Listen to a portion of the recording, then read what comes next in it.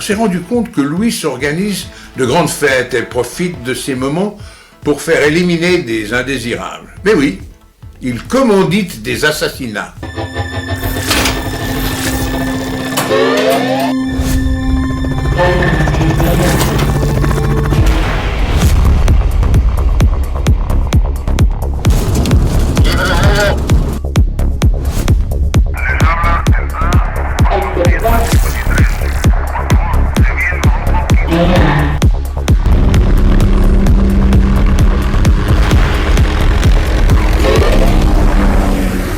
Bienvenue sur The French Detective. J'ai confirmé que ce bar était fréquenté par d'anciens membres de la bande à Louis. Je transmets les infos à mon groupe et je leur montre les photos.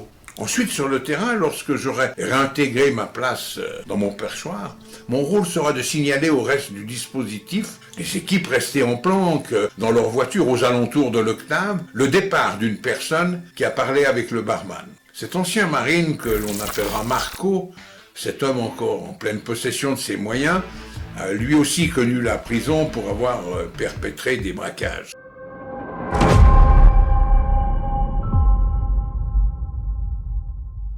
On suppose qu'il pourrait être le chauffeur de la bande. Sa spécialité, c'est la conduite. C'est un très très bon pilote, ou un fou du volant. Les avis divergent.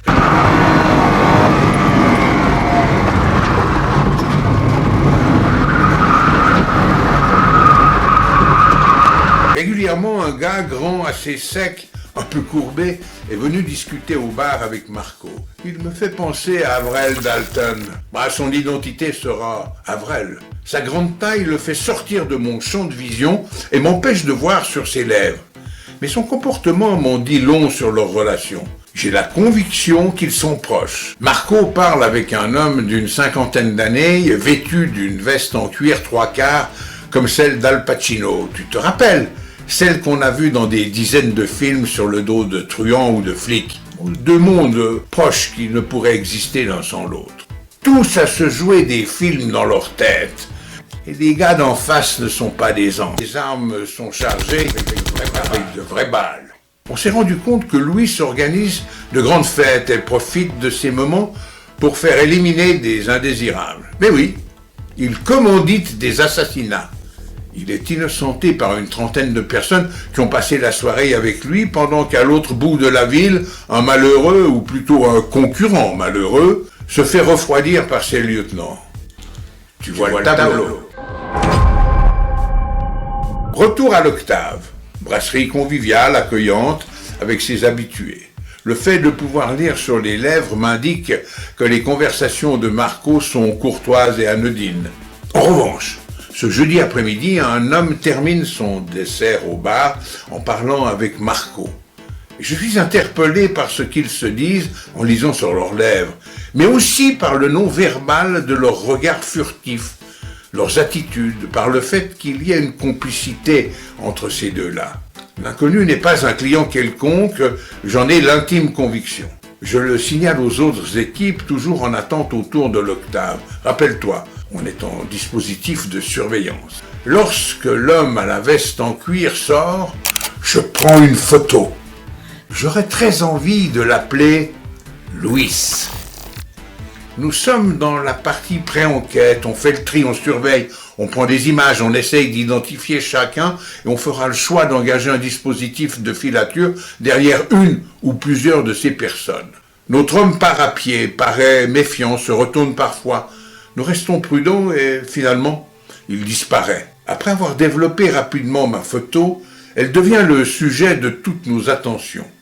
Nous l'analysons, nous la comparons, nous appelons les enquêteurs de la première heure, car l'homme à la veste en cuir interpelle finalement tout le monde. La photo est exposée sur la table du briefing en 4 exemplaires, et plusieurs d'entre nous pensent que c'est Louis, le chef du gang. L'un reconnaît sa bouche, l'autre le lobe de son oreille. Il a vieilli, ça c'est sûr. Les enquêteurs de la première heure conservent un exemplaire et vont la comparer avec les fichiers pénitentiaires. Je prends une copie pour la soumettre à mon père, qui pourrait le reconnaître. En effet, il le croise de temps en temps, mais la dernière fois remonte avant sa dernière incarcération. La physionomie, la reconnaissance faciale est importante. Nous avons chacun nos points forts. Bon, je parle des détails marquants qui nous permettent de reconnaître une personne. Le scan qu'on fait aujourd'hui avec une machine électronique, eh bien non, il n'a pas encore été inventé. On regarde cette photo et un des anciens signale qu'il a exactement les mêmes oreilles, un autre les mêmes sourcils. Certains restent dubitatifs quant aux rides du front qui ont disparu. S'il avait fait de la chirurgie esthétique. Je montre la photo à mon père, mais il ne reconnaît pas directement. Il la fixe à nouveau, hésite, le trouve extrêmement changé, comme s'il a fait modifier certains de ses traits. Oui, il y a bien quelque chose. Un feeling, une impression le porte à croire qu'il peut s'agir de Louis, malgré les années qui ont passé et certainement le travail d'un très bon chirurgien. Nous décidons de le mettre en priorité lors de nos prochaines surveillances. C'est-à-dire que s'il se pointe à nouveau à la brasserie, nous le prendrons en filature. Nous lui collerons un dispositif de surveillance aux petits oignons. Maintenant qu'on est quasi certain que c'est Louis, les filatures nous ont peu à peu permis de loger certains des malfrats. L'un dort soit au-dessus de son bar, soit le week-end chez sa petite amie à la campagne. Un autre à proximité de son garage, où apparemment il n'y a pas beaucoup d'activité. Il y a dans l'atelier depuis quelque temps les deux mêmes voitures qui n'ont absolument pas bougé. Je suis en pleine réflexion lorsque l'homme à la veste en cuir pénètre dans l'octave. Je prends mes jumelles, je vérifie. Bingo, c'est bien lui. Je le signale par radio au dispositif de filature. L'officier supérieur décide de nous rejoindre sur le terrain, accompagné de son chauffeur, lequel est certain qu'il s'agit de Louis. Je suis extrêmement concentré, les coudes calés sur les murs de l'échauguette, mes yeux collés à mes jumelles. C'est à ce moment-là qu'Avrel rentre dans le bar. En lisant sur leurs lèvres, je comprends qu'ils vont manger. Ouais. Ce qui permet au dispositif de se ravitailler également. Je te l'ai déjà dit, c'est important, les besoins primaires. Attablés, les trois poursuivent la conversation tout en déjeunant. Je ne vois plus qu'Avrel de face, les deux autres sont de dos. Je déchiffre quelques mots comme voiture, faire un tour, passer à mon garage. Là, tu comprends comme moi que la bande est en train d'affûter ses armes. Ils sont au dessert quand un quatrième personnage vient se joindre au groupe. Ce quatrième homme est immédiatement reconnu par les anciens de l'unité comme un receleur notoire, surtout connu pour des vols de voitures. René Beaucard, 53 ans. Le beau. Là, ça devient plus intéressant. D'abord parce qu'on n'est pas très loin des Dalton.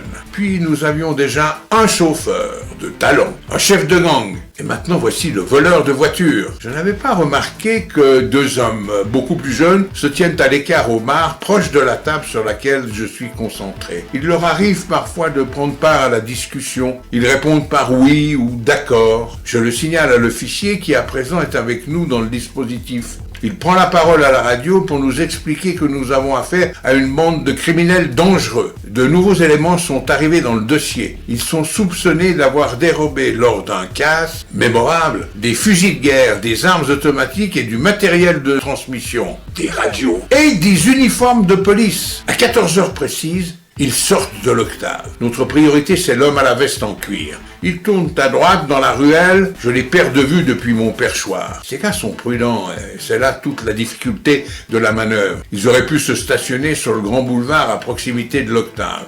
Bref, il faut aller voir ce qui se passe, mais tu dois rester discret, faire velours. On est encore au tout début de l'enquête et il ne faut rien brûler. Tu dois aller chercher de l'information sans attirer l'attention. Tu vas me poser la même question de Faustine. Pourquoi il n'y a pas un sous-marin dans la ruelle? Judicieux, eh bien, cette bande connaît les techniques policières et il y a un voleur de voiture. Imagine s'il vole notre sous-marin. L'officier ne l'a pas senti, Dieu sait pourquoi. Mais je dois te dire que c'est de loin le meilleur patron que j'ai jamais eu. Nous sommes en pleine ville, à une heure où la circulation est encore dense. Une de nos équipes effectue un passage discret dans la ruelle. Une autre équipe croise le beau et ils le prennent en filature. Une autre voit Marco revenir à pied au café. Imagine la cacophonie sur les ondes de la radio. une de nos équipes envoie un message important. Elle se trouve derrière Avrel, qui conduit une BMW de couleur sombre, avec un homme à ses côtés. Et cet homme pourrait être Louis. Je te rappelle que c'est lui notre objectif. Confirmation par une autre équipe devant laquelle les deux hommes viennent de passer. Tout le monde rejoint peu à peu le dispositif de filature alors que nous arrivons dans des quartiers à forte majorité d'étrangers. C'est à ce moment-là que j'arrive par une parallèle directement derrière la BMW. Je constate que le pare-soleil du passager est abaissé. L'homme à la veste en cuir, Louis, est enfoncé dans son siège et semble observer tout ce qui pourrait suivre la BMW en utilisant le miroir de courtoisie. Je le signale immédiatement à l'ensemble du dispositif par radio. L'officier ordonne qu'on fasse beaucoup de relais et que l'on prenne aucun risque. La BMW longe le canal qui permet à des péniches d'accoster à des points de récupération. Autant te dire qu'il n'y a pratiquement pas de circulation à cet endroit. Ensuite, Avrel repart en direction de la ville. Je ne m'engage pas à sa suite. Non. J'ai compris qu'il s'agissait d'une diversion. Un check pour voir s'ils ne sont pas suivis. On va en apprendre plus. Je sens que ça va être intéressant. En agissant de la sorte, il confirme nos soupçons. Une de nos équipes a anticipé le mouvement et s'est positionnée discrètement en attente au bout du quai. Avrel n'a pu voir personne dans ses rétroviseurs. Les équipes effectuent des relais brefs et fréquents. La bande est connue pour être en permanence sur ses gardes. Anecdote. Un jour, Louis s'est rendu à la PJ avec une liste d'immatriculation. Il a demandé à être reçu par le grand patron à qui il a demandé pourquoi il faisait l'objet d'une surveillance. Il a déposé la liste sur le bureau du patron et il est sorti. Sur l'ensemble des immatriculations qu'il a remises au grand patron, seule une ne correspondait pas à un véhicule de police.